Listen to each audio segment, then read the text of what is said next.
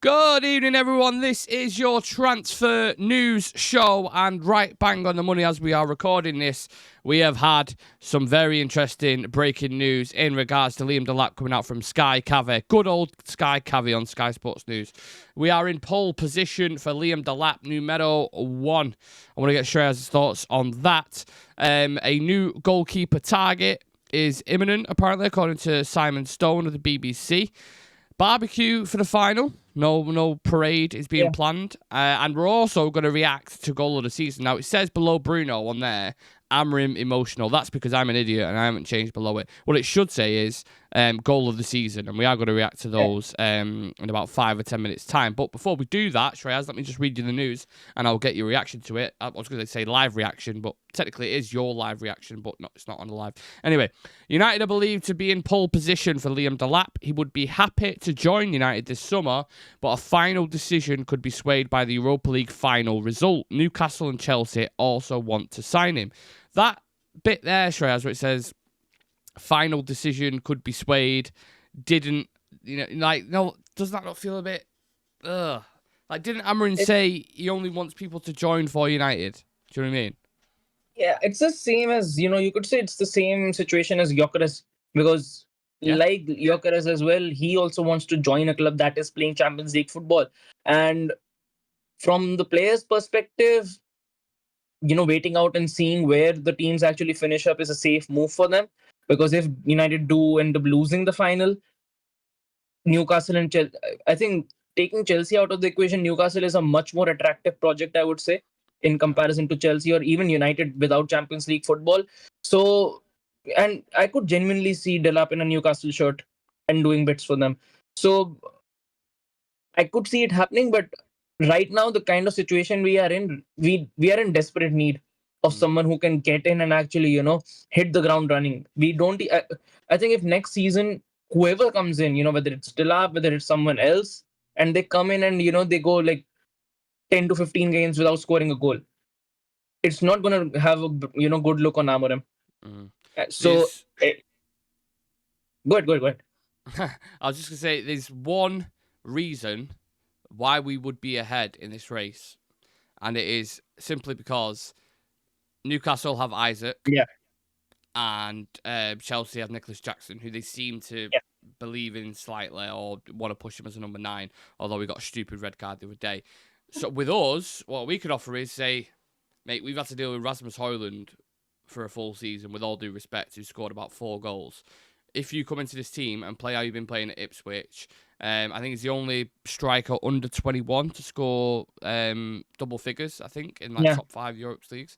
If you play how you've been playing at Ipswich, you're going to be starting for us week in, week out. That's the only thing I think we can offer him right now. That is, I think if he comes in, he'll be in a position where, he's going to get 10 to 15 games without a shadow of a doubt, whether he's playing that well or whether he's not playing that well, because the others who are there haven't really been performing for us. You talk about Højlund. There is still a big question mark over, which position is Xerxes going to be deployed in, moving into next season, because he's going to be coming back before getting that knock. He was looking a very good player. He was looking much more agile, I would say comfortable on the ball, much more effective on the pitch as well, before he ended up getting injured. So there are still a lot of combinations that United can work with the players that they've already got. I still think, they might ship one of Højlund or Xerxes off to accommodate someone like Delap, because I don't think we go into next season, we get someone like Delap and then we get someone like Cunha in as well, and you've already got Xerxes and you've already got Bruno and Ahmad and Højlund. So again, if you want to accommodate new fresh faces into the team, you need to let go of a certain old faces. Can you imagine the pressure if Delap starts badly? So like we just touched on, and you mentioned that before as well, rightfully so. If he came in and struggled for the first couple of months, and we already start sliding down the table, people are going to start getting PTSD from last season. People are going to start getting worried. People are going to start talking about how he's young, how he needs to adapt, how we need to have patience. And right now, United fans don't have any patience left whatsoever. That bank, if you will, or that cup has ran dry. We don't have any patience. We need someone to come in, like Cunha, who we targeted, and hit the ground running straight away and start, or just convert chances. I mean, if you're a Premier League striker, you should be converting fucking chances. But there seems to be a mixed review on Delap. What are your actual thoughts on him as a player? Do you rate him? I think definitely, he's a very bright talent. I think for someone playing for Ipswich Town and still being able to, make the figures that he has done this season is quite commendable, because they haven't really had that great of a season or tenure in the Premier League. And there is a reason why so many clubs are considering him as an option. It is because, he's a very decent talent. Again, he's not the finished product. He's still very, very young. And if he does come into United, I wouldn't bank on him to, get me 25 to 30 goals. I think it's it's quite unfair on the player, especially someone who's that young, to come in, become the number 9 of United, and, just especially at the age that he is in, to demand 25 or 30 goals off him. I think someone more experienced, maybe you can have a separate conversation. So it's going to be a big gamble signing, if we get Delap in, because even during Ten Hag's tenure, I would say the past 3 seasons, United hasn't really been a club that scored a lot of goals. We've been scoring 58. I think the maximum we scored is 58 or 57 goals in one season in the past 3 years. So that attack, it does need a whole refresh, so that, at least you start making into this, the 70s figure. If you're not, I think, if, especially, with the kind of competition there is now in the Premier League, if you're not scoring 70, 75 goals a season, you make life difficult for you as it is to make it into the top 4 or the top 3. Yeah. So you need a complete revision in that attacking line. Yeah, you need someone of the quality, and it's almost impossible to find someone like a Harry Kane who's just like guaranteed gold, so you don't have to worry about that position. Yeah. However, we're not in that situation where we was in for him, weren't we? Like under 10, but we're not in a situation where we can attract players like that. So you almost have to get the next Harry Kane. But even the numbers don't really compare. Like, I've seen people compare Delap to young British striker, or, it could be the next kind of Harry Kane on the conveyor belt. But Harry Kane was scoring like 30-odd goals in all competitions when he was 21, 22 and 23. So, and Delap's had just his first senior season in the Prem. That's his first season. So he's still got loads of experience. He's never played in Europe before. We're going to need him. If we get into the Champions League, he's going to be our number 9 in the Champions League. Exactly. No experience. Like, you've got players in there, like Lewandowski, who's played for like 15 years in the Champions League, has scored 100 and odd goals, and you relying on Delap to get the. Do you know what I'm saying? Like, there's a big gulfing difference. Just take, even if you take like you said, if we take Premier League out of the equation and just focus on Europe as well, if we do end up making it, the kind of quality that is there in Europe at the moment. You mentioned Lewandowski, there's Mbappe at Madrid, you've got Harry Kane at Bayern Munich, you've got the likes of Lookman or Retegui at Atlanta. So the quality in every single league right now, if I have to just compare attacks, I think United would be in the bottom 5 when it comes to all-out quality in that attack, because other teams, they have got absolute killers. And even in this season, the kind of games that we've seen in the Champions League, you can just see how much the gap is between them and us. So even if we do get there, I don't want to go into the Champions League with, just going there and getting grouped and not even making into the knockouts. You at least need to be a bit competitive. So this transfer window is going to make or break Amorim's time. And this transfer window is going to be extremely important for Ineos as well, because Amorim is their guy.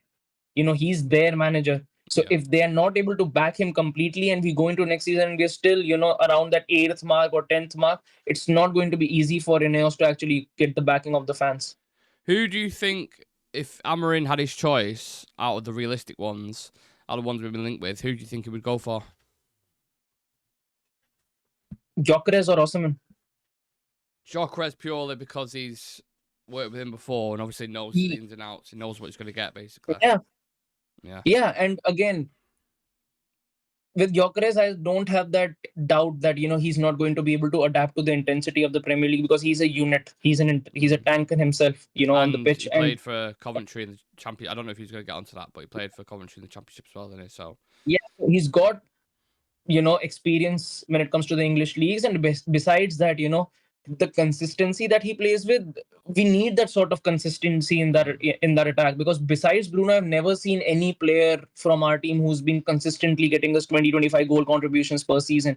So Gyökeres is someone who fits into that bracket, and Osimhen is definitely who's still fits into that sort of bracket. So I think if Amorim did have that sort of financial leverage to just go and sign anyone he wants, I think those will be the top two players that he would have gone for. I think Gyökeres is going to go to Arsenal.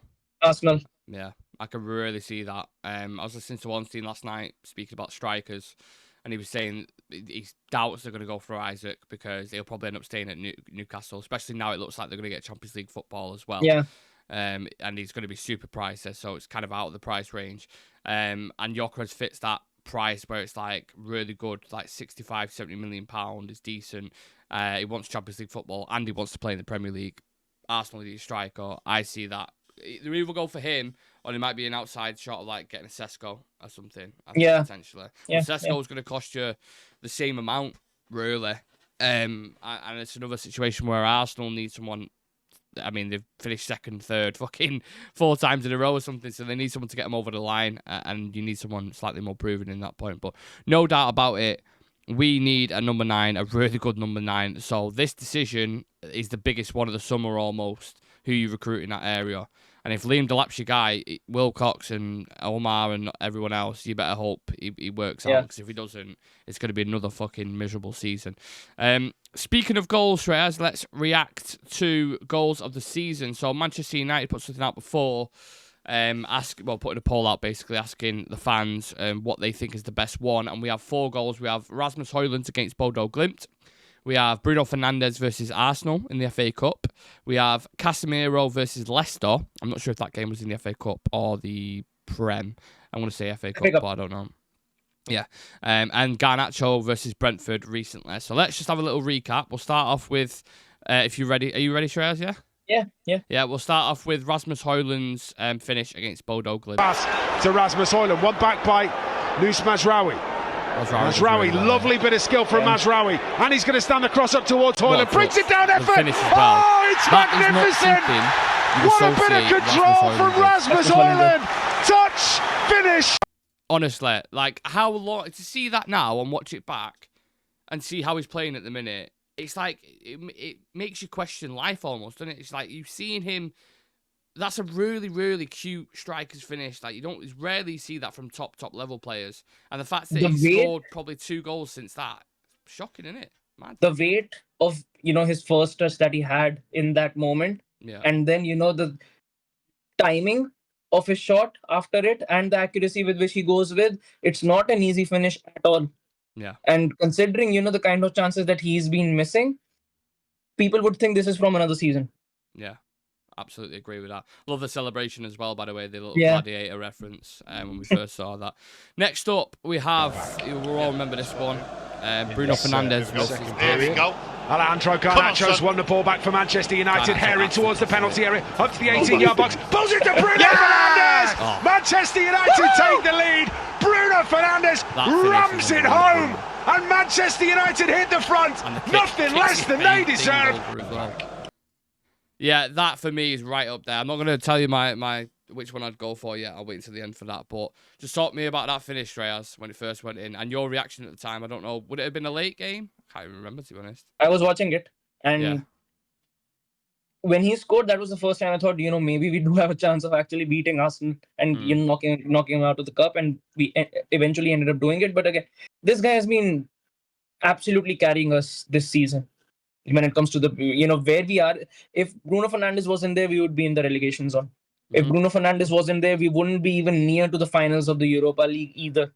So, and to come up with 38, 39 goal contributions with this team, with this attack, and, with the kind of chaos that has been around at the club, when it comes to the manager's side as well, the kind of new philosophy that has been inculcated into these players mid-season, and for him to still turn up in the big moments, for him to still actually, claws through games where people had already written us off. Lyon game stepped up big time. Our last game against Bilbao stepped up big time. Before that, in the Sociedad game as well. Stepped up big time. In the Premier League, there have been numerous occasions, like you can count how many times Bruno saved us this season. So I think he deserves a lot of credit. And again, next season, I think he's someone who could actually save Amorim's future at this club, because he's probably the only ones who still retain his position in this team and in the attack. Yeah, he's currently on 19 goals and 19 assists.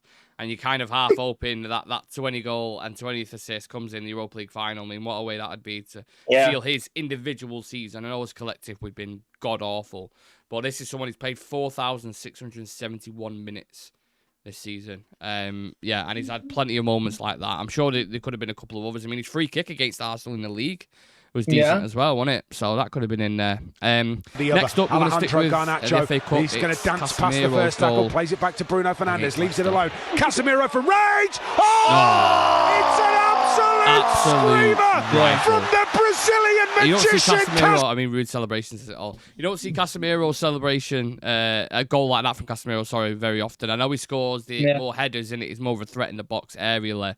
But for him to whack that, I can't remember what score it was at the time, but that felt like one of the only games where we battered someone convincingly in the FA Cup, didn't it? And it was quite a weird period, that, wasn't it, under Ruud van Nistelrooy?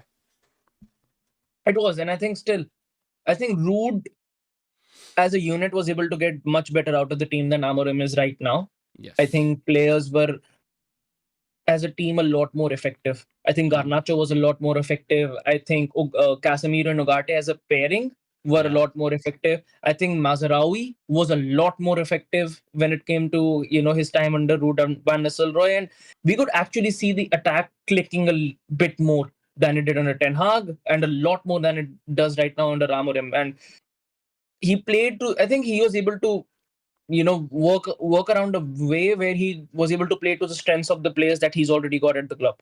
Yeah. And that is why in that time we didn't really lose any game. And we played. At that time, we were under a lot of pressure because I don't remember. I think we played PAOK and we hadn't won even a single game in the Europa League till that time. We got there 1-2-0 at this game against Leicester. Then we also had that game against Chelsea when Chelsea were actually flying high. They were on a lot of momentum and we managed to draw that game 1-1 at Old Trafford. So he did pull up with a lot of decent results for us. And again, if we didn't, get those results in that time, we would have been even lower in the table in the Europa League. Yeah, absolutely spot on. And we will finish with the last goal, which is more recently, literally a week ago or something, against Brentford. Alejandro Garnacho puts in. Alejandro Garnacho into the penalty area, picks it up again from Christian Eriksen. Has a goal! What an effort that is! Alejandro Garnacho! If that's a goal that's scored to win the game, everyone's going absolutely nuts. But in the context of it, I think we was 3-0 down, 4-0 down, something by that point. So it didn't really have any significance. I mean, we almost brought it back. It ended up being 4-3, I think, the game in general. But that just shows a glimpse of quality that Garnacho can do in it. He's someone who he does have it in his locker. I think ever since he's made his way into this team, he's got that knack of scoring a wonder goal completely out of nowhere at any time. And there's no denying his talent. The talent is definitely there. The potential is definitely there. I think this position is not as expansive for him. I think under Ruud, it was a lot more expansive. I think under Ten Hag, it was a lot more expansive for him to play in that attacking team. But the attack that is assembled right now and what the role right now demands of him, I think that is something that he's not able to get it's not a position where he can get the best out of himself. I think he can grow into that role. Definitely, he's still quite young. We have definitely seen a lot more improvements from Garnacho. Since Amorim has come in, he's made a lot of. I think he's become quite better when it comes to making low crosses into the box. I think he's become a lot more intelligent when it comes to finding the striker, or when it comes to finding another player inside the box. Like we saw Bruno's goal, rather than going for the shot, laid it on a platter for Bruno. So there's definitely improvement, but the position that United are in right now, I'm not sure whether they'll wait around for Garnacho to grow and eventually getting it right. I think right now they are going to sign someone in who can, as a collective, knit that attack together.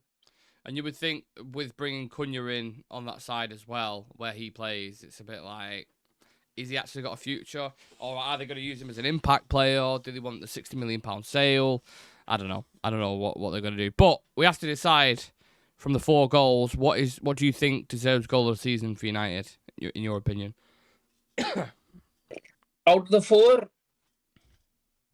it's quite close, but I would give it to Casemiro personally. Casemiro. Alejandro Garnacho. He's going to dance past the first tackle, plays it back to Bruno Fernandes, leaves it alone. Casemiro for range. Oh, it's an absolute. And to be honest, from the same distance as well, similar to Garnacho in it, but his Casemiro seems to have a bit of curve on it as well as a bit of a rifling technique. So it's hard to disagree with because I think they're all good goals. For me, I went with the Bruno Fernandes goal. And the reason why... There we go. Alejandro Garnacho's won the ball back for Manchester United, herring towards the penalty area, up to the 18-yard box, pulls it to Bruno! So the fact that Arsenal going there at the time, I don't think there was a lot of people who think we were going to beat Arsenal. The fact the 10-man performance as well on top of that, again, I don't know if we went down to 10 men by that point. Not then. I think it was... Not by then. After the lead, I think. I was going to say that make it even more impressive. But the fact that Garnacho squared it, which at that point he was driving everyone bonkers because he would never pass the ball.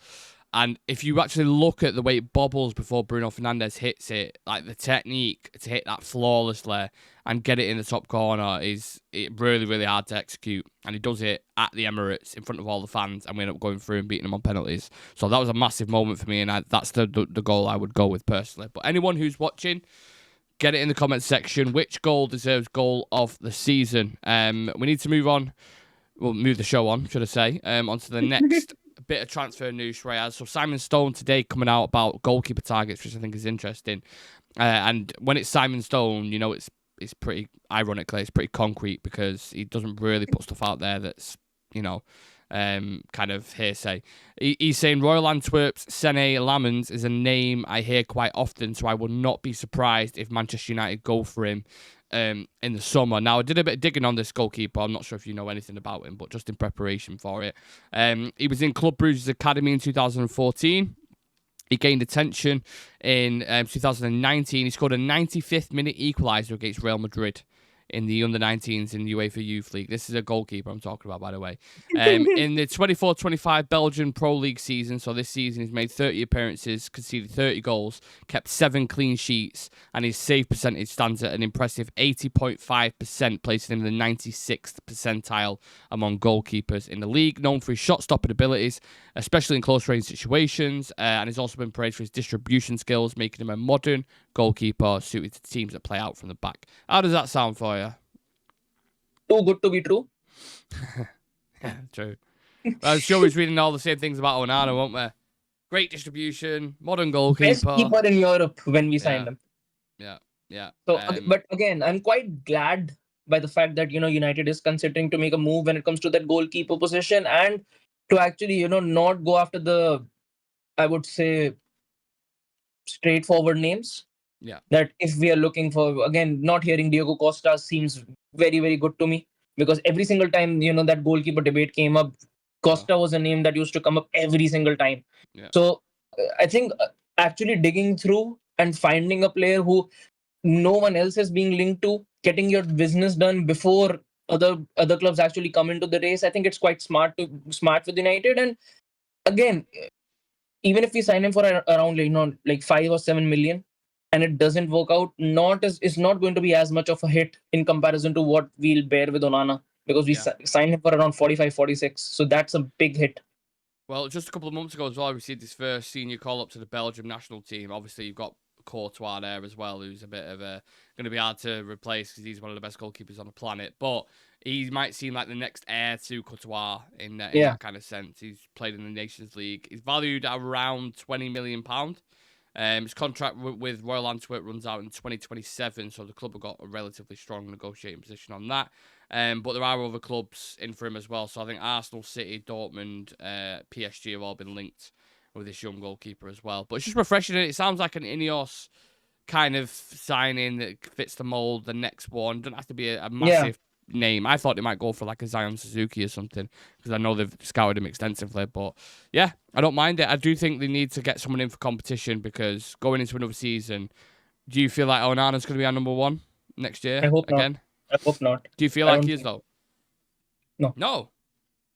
You think we buy a goalkeeper to replace him?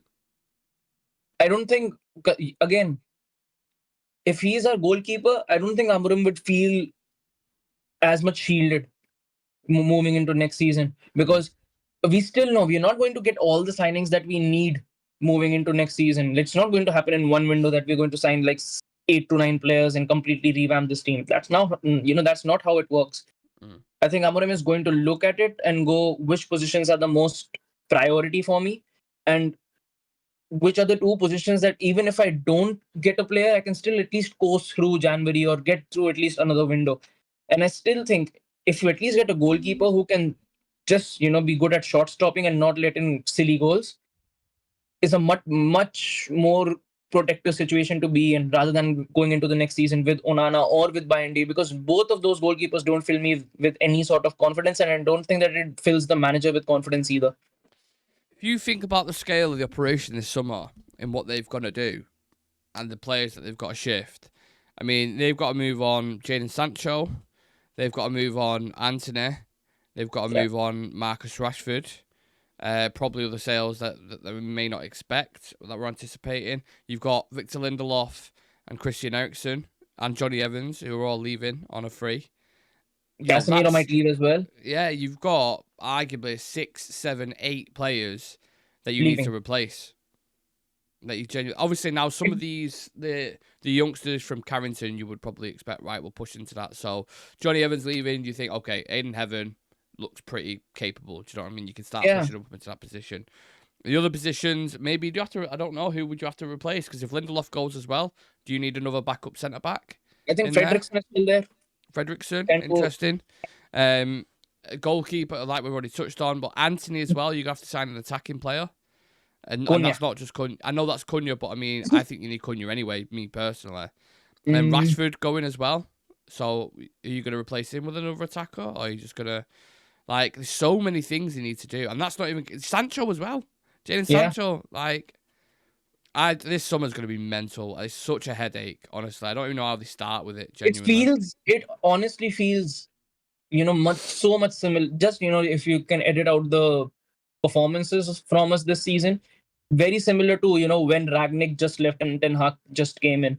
We had like 7 or 8 players on leaving because their contracts were expiring or they were being shipped off. Cavani, Mato, Lingard. Eric Bailly. There was loads of players who were leaving, and that window we ended up signing like 3 players or 4 players. So I think with Ineos it's going to be much more stronger when it comes to the kind of positions that we go for, because they're going to back Amorim to the death. They're not going to give any sort of excuses or any sort of that we're going to give you this player as a stopgap signing. I think at least that is good, that we're not going to be getting any stopgap signings that just take out the year with him, we go into next season, we get someone else in. So in that perspective it's quite good. But maybe if we can get in like 5 players, because we do need 5 players, we're genuinely going to be needing 5 players moving into next season. I don't know how much they're going to be relying on Carrington, how many players are going to be promoted. I think Fredrickson might. Aiden Heaven will definitely be more involved next season, but what other players will be involved, I think there are still big question marks. And we made, I think, some I think we seen, some very young player signings like Diego Leon and a couple of others as well. How much will they be involved in the team next season? So I think next year's transfer window as well as pre-season will be very, very important for us. Think back then as well, under Ragnick. I mean, where did we finish under Ragnick? 7th or 8th? 8th. 7th or 8th, yeah. Right. Back then he was saying this is open heart surgery. Now look where we are. If that was open heart surgery, I don't know what this phase is. This is dead on the table, need reviving. That's the point we're at in a minute. But of course, heading into this summer, and this kind of segues perfectly into the last thing I wanted to discuss. The Europa League final is going to play a part in a lot of this in terms of players coming to the club. Now, Jamie Jackson reported before that United intend to keep Ruben Amorim as the head coach next season, even if they lose the Europa League final to Tottenham. The hierarchy feel Amorim deserves the summer to improve the squad and sign players better suited to his tactics. Obviously, he needs certain players in there. There's stuff coming out about a barbecue instead of a parade if we win the final. And a load of stuff about the tickets as well. Apparently, United's decision to not hand free tickets out to staff was made so they can maximise the number of allocated tickets to basically to go towards fans instead, which is like, right, okay. But How much pressure for you, Shreyas, is on this final now? Or do you think, are you with Amorim, and it's almost like it's way more layered than just a final? Like, even if we win it, there's still a lot of massive decisions to be made in the summer. The thing is, if we don't win it, we'll be the always known as the club Spurs ended their trophy drought too. Yeah, and we can't have that, can we? We cannot have that. And no. For the first time, again, moving into this final, Spurs are the favorites to win it. Like, if you look at the teams, Spurs are genuinely the favorites to, win it. And I think that is something that still kind of works into our favor. That, Spurs are the favorites going to this game. They've already beaten us thrice this season. Mm-hmm. So, and I think the only thing is we are unbeaten in Europe this season. And somehow, when it comes to these finals, yeah, somehow we are. And when it does come to these finals, I think United just has that little bit extra in comparison to Spurs. And we've seen it all. I wish I was as positive as you, mate, genuinely, because I'm worried. I honestly never thought in a million years we'd beat Bilbao 7-1 across 2 legs. But there's context to that. The first leg, 30 minutes, they was all over us and they should have scored. And also, I expect the same to happen in the final. Yeah, the red card as well was like, that kind of played into our hands. Yeah. The second leg, for 70 minutes, it was fucking awful. So bad. Yeah. And that's with their almost second string team that was playing us off the park. And then when we brought the subs on, it changed that narrative. You can't afford to do that in a final. It's 90 minutes. I think in the final against Spurs as well, I think they will dominate us for majority of the game. I don't think that we've not enough in our team to actually, go strength by strength against them, because I know Spurs have been having a terrible season, but goals-wise, they're up there. They score a lot of goals, Spurs. I know they leak at the, when it comes to their defense, but they know how to convert, and they're quite clinical when it comes to their chances. So I do expect them to dominate us for majority of the game. But if we can be clinical in those moments, because Spurs are going to be, they're not going to have a clean sheet. I don't think that, it's going to be a goalless or a boring, for first time, I would say, boring game in this final. I think we'll see a 5-4 or a 6-5 or something. It could be. It honestly could be, because I think the last game that we had against Spurs in the Cup as well was a 4-3 game. So, and all of our games in the, since that Sociedad game, we've always had high-scoring games in the Europa League. Yeah, and they've got players missing as well, and they've got Bergvall missing, they've got Maddison missing. That's a big miss. Son is still touch and go at the minute. I'm not sure what's going on with him. Obviously, he's the captain. He's a massive influence. So they are weakened. I know they've got the centre-backs back in Van der Ven and Romero, and they have beaten us 3 times this season, but I think experience has to come into it as well. In terms of United playing in finals, like even youngsters like Garnacho scored in an FA Cup final against City. Like, they've got the bollocks to play there. This is the first time you ever see Spurs in that final, and they will feel the pressure from the fans, and there will be a bit of nervousness for Ange, because don't forget, Ange's position right now, he's probably going to get sacked even if he wins it. That's the general consensus amongst the fan base at the minute. With Amorim, he's going to stay regardless. Right, and he's already said there are bigger problems than Europa League final, so it feels like there's more pressure being weighted towards the Spurs side for me, from what I've seen. It is, and with Ange, I think this is something that could actually work in United's favor. Is he doesn't care who the opponent is. He never cares what his situation or position is in a game, or I would say intensity of the game. He's going to go with a high line. He's going to go with the same philosophy he does every single time. So in a way, United know what to expect. Spurs are going to try to, dominate us from the get-go. They're going to try and be as aggressive as they can in the first 20-25 minutes, get an early goal, pile on the pressure on United, pin us in our own half. If we can absorb that pressure, with the way that we've been doing in the past few games, with Ugarte there, with Casemiro there, I think Casemiro again is going to be very key. Maguire is going to be very key in this game as well, because both of them, when it comes to soaking pressure, have been quite decent for us. So, and off set pieces, both of those guys are going to be very important. I think De Ligt, who might not be there, and Euro might not be there. I hope De Ligt's fit for it. I hope so as well, because I think, again, when it comes to European games, De Ligt has got a lot of experience. So you're going to need that in that Europa League final. Yeah, and just that leadership as well. He is that brute, and he'll put his head on the line. Well, we've seen a similar thing from Euro as well, didn't we? I can't remember what game it was where he put his face in front of the thing. But we don't know if he's going to be fit and available. So if we do have a backline where we can actually play, let's say it's Delap, Maguire and Euro, I'll be much more confident, positive. If we have to play Lindelof in the backline and Shaw, and I'm not sure, because I think what they struggle with most at the minute, especially with Shaw coming off such a big injury, is physicality. And Tottenham are a Premier League team, and we have been struggling in the Premier League because the intensity, how the way they pressed, how quick they shift it, how strong the players are. You look at Van der Ven, for example, at Old Trafford at the start of this year, where he just ran from the halfway line straight through our full team, and no one could keep up with him. That's a problem. So, yeah. Who would your front three be in that game? You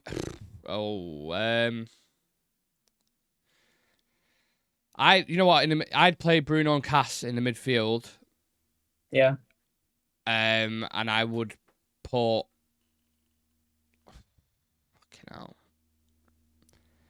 Genuinely, Højlund would have to start because he's the only striker. So other ends. Garnacho, I think I would start. No, Garnacho, Mount, and Højlund, and then I'd have Ahmad as a wing back, as the right wing back, and a more advanced one, and Dorgu on the left side, Bruno, Cass in the midfield, and then hopefully Delap, Euro, and Maguire at the back. I think that's probably the best team. I know he'll play Ugarte because it's a final, and he'll put fires out, and I get that. But if we have serious issues progressing, you've seen it a million times yourself, progressing the ball, and no one getting on the ball and dictating the tempo. Bruno could do that to a certain extent at least. So I would rather have him in there for me personally. Would you agree?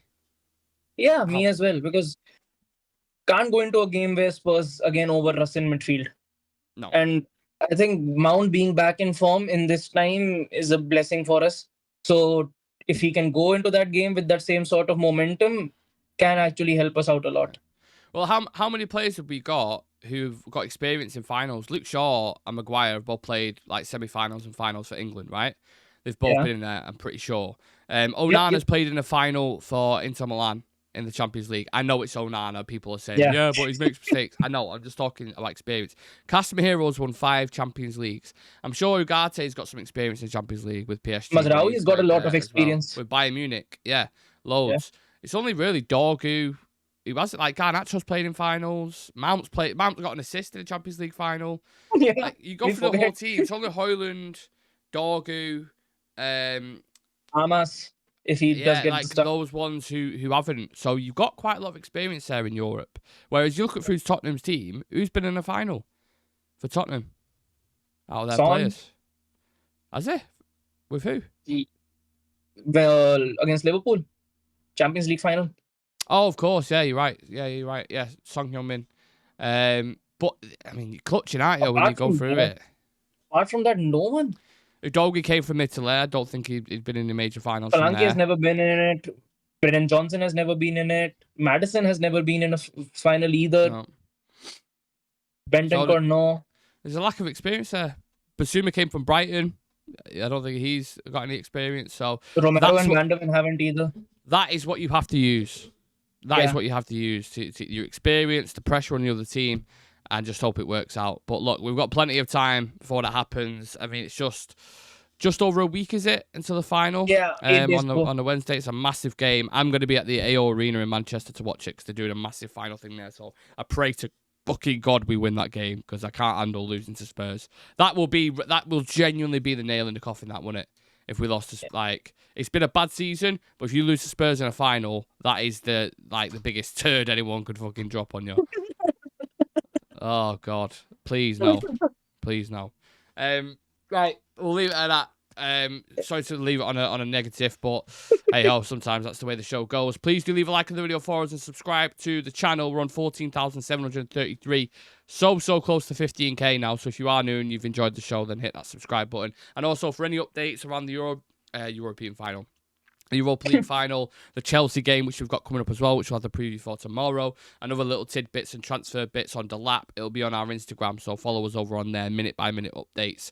Follow us on TikTok and follow us on Twitter, and me and Shreyas. We'll see you guys in the next one. See you in a bit.